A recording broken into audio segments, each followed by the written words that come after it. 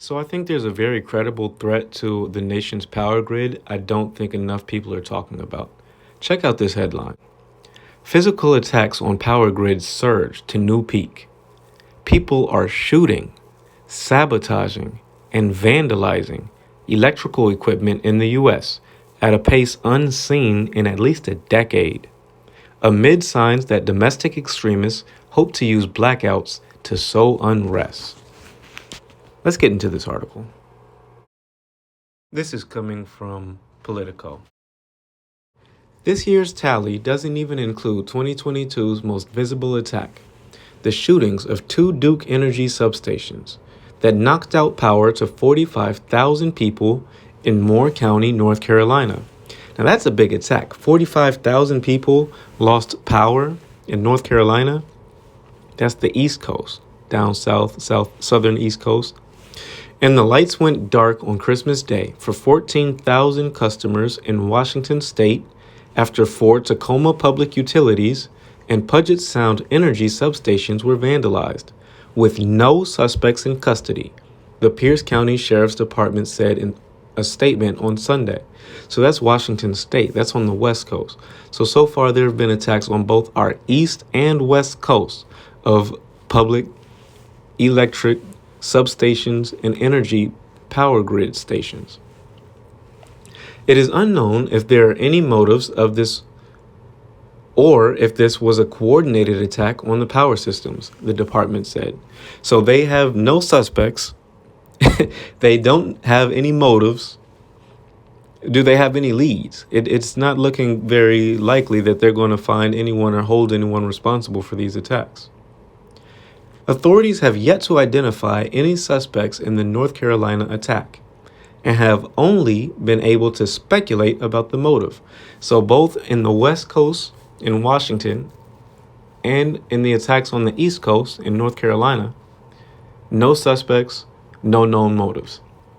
But white nationalists, neo-Nazis, and other domestic extremists seeking to sow unrest have taken responsibility for other high-profile attempts to take down swaths of the grid, prompting security experts to grow increasingly concerned about the system's vulnerability. It's interesting that the article points out white neo-Nazis and white nationalists as a possible perpetrator of these attacks on the electrical grid. But I have an alternative possibility that I want to suggest after reading this article. While the incident in North Carolina received widespread attention, it was preceded by substation attacks in Washington and Oregon.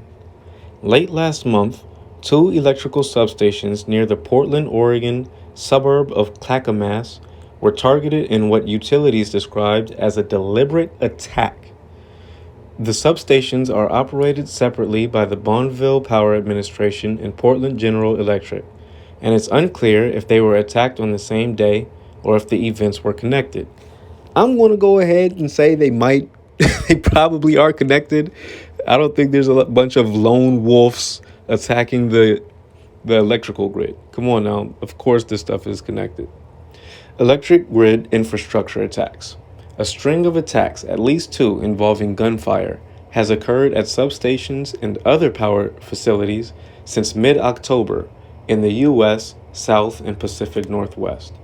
So you can see here on the map, Woodland, Washington, Clackamas, Oregon, Moore County, North Carolina, Ridgeway, South Carolina, Maysville, North Carolina. There have been attacks both on the east and west coast of this country. Mind you, we're in the middle of a war in Ukraine. Do you think that's random? Now, this is the really important part that you need to understand. After the 2013 attack in California, a PERC analysis found that attackers could cause a blackout coast to coast if they took out only 9 of the 55,000 substations in the U.S. Now, that's very important for you to understand. There only has to be a handful of attacks for the entire country to go black. There have already been 4 or 5 successful attacks where the police have no idea who did it. There's no suspects in custody. They don't even understand the motive. But only 9 of 55 substations have to go down for the entire country to lose power. The U.S. electrical grid is vast and sprawling with 450,000 miles of transmission lines, 55,000 substations, and 6,400 power plants. Power plants and substations are dispersed in every corner of the country, connected by transmission lines that transport electricity through farmland, forests, and swamps. Attackers do not necessarily have to get close to cause significant damage. That means it's a big target and it's not easily defensible. When you're using asymmetrical warfare, a target like that would be priority number 1. So no, I don't think that these attacks on the grid are random lone wolves. I definitely think that they're connected. In a centralized system, if I want to take out one coal-fired plant, I don't even have to take out the plant. I just have to take out the transmission line, said Taylor. You can cause a ripple effect where an outage can cause an entire seaboard to go down. So I think it's pretty obvious why our media isn't really reporting on this as much as they should. Our grid is extremely vulnerable. We're in the middle of a war with Russia, a proxy war with Russia in Ukraine, and all of a sudden, our electric grid is being attacked, and perpetrators are getting away with shooting and taking out our power for 45,000 people. Thousands of people have lost their electricity on the East Coast in North Carolina and on the West Coast in Washington State. Only a handful of stations have to go down for the entire grid, coast to coast, to go black. It's a big vulnerability. It's hard to defend. And right now, they don't even have suspects. They have no idea who has been attacking our grid. So you can tell why the media doesn't want to, hey, here's a news story. Our grid is under attack and we don't know who did it. Can you imagine that on CNN? No. But see, it's important to stay vigilant and be prepared, because should the power go down, you're going to be relying on yourself. So make sure that you're prepared for the worst. It's better to have it and not need it. Keep some firewood, keep some blankets, practice making a fire. Go out in the woods sometime. Practice making a fire.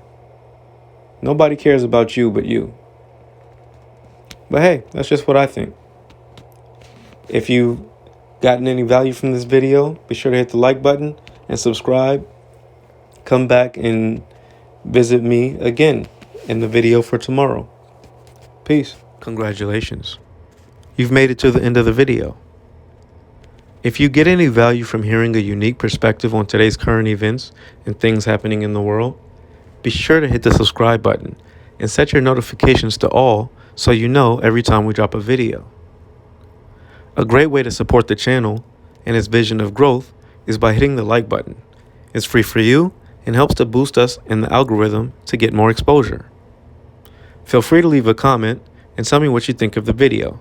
I'll read them all and do my best to respond.